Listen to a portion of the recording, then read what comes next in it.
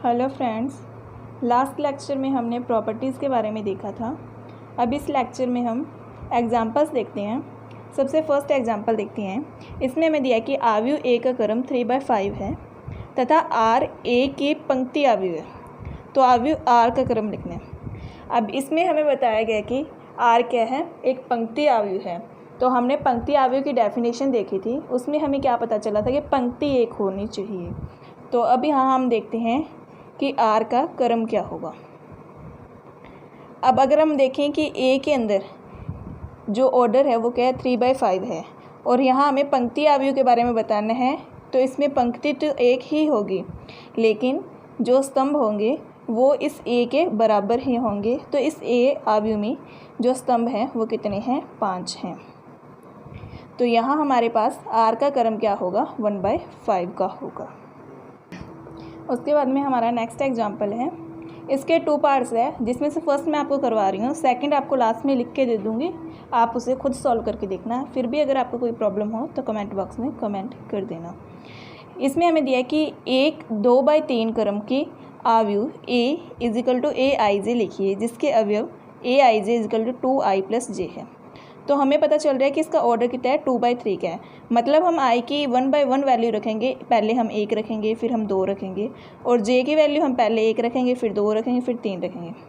तो यहाँ से हमें पता चल रहा है ये जो होता है क्रम, इनका गुणा जितना आता है उसमें उतने ही उस आव्यूह में अवयव होते हैं। तो सबसे पहले हम देखेंगे i इजिकल टू 1 रखेंगे और j इजिकल टू भी 1 रखेंगे। तो इसमें हम पहले i की वैल्यू 1 रख के देखते हैं और j की वैल्यू 1 रख के देखते हैं, जिससे कि हमें a11 एलिमेंट मिलेगा।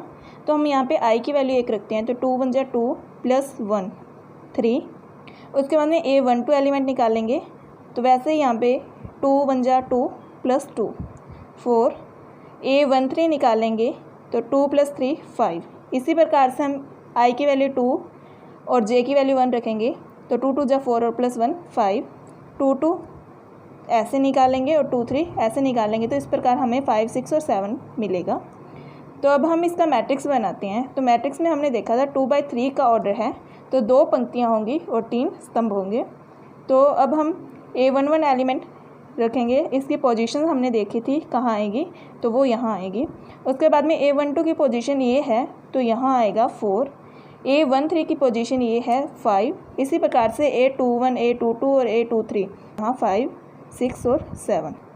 तो ये हमारा आ गया 2/3 क्रम का एक आव्यूह। उसके बाद में नेक्स्ट जो इसका ऑप्शन है वो मैं आपको बता देती हूँ, क्वेश्चन लिख देती हूँ, सॉल्यूशन आप खुद करोगे।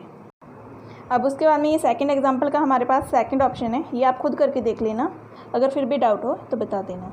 उसके बाद में ये थर्ड एग्जांपल, मैं आपको थर्ड एग्जांपल करवा रही हूँ। उसके बाद में फोर्थ भी आपको इसी तरीके से होमवर्क के लिए मिलेगा, तो आप उसे करके देख लेना, अगर फिर भी डाउट हो तो उसमें भी आप बता सकते हो। तो इसमें हमें बताया गया कि x तथा y तथा z के किन मानों के लिए आव्यूह a तथा b समान आव्यूह है। यहाँ हमें x, y और z की वैल्यू पूछी गई है। तो समान आव्यूह के लिए सबसे पहला ये रूल होता है कि जो हमें आव्यूह समान बताए गए हैं उनका क्रम समान होना चाहिए। दूसरे नंबर पे उनके समान जो अवयव हैं, मतलब समान दूरी पर जो अवयव हैं, जैसे यहाँ पे a11 और a11 ये इक्वल होने चाहिए।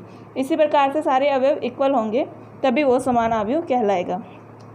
अब हम यहाँ देखते हैं कि a का जो ऑर्डर है वो कितना है, 2/3 का है, और b का ऑर्डर भी 2/3 का है, तो ये समान आव्यूह हो सकते हैं। उसके बाद में इन्होंने हमें समान आव्यूह बोला है, तभी तो हम x और y और z की वैल्यू फाइंड कर सकते हैं। तो यहाँ हम देखते हैं x यहाँ है, तो ये एलिमेंट इस एलिमेंट के इक्वल होगा। तो हम देखते हैं x + 3 = 6। तो x = 6 - 3 3, तो हमारे पास x की वैल्यू आई है 3।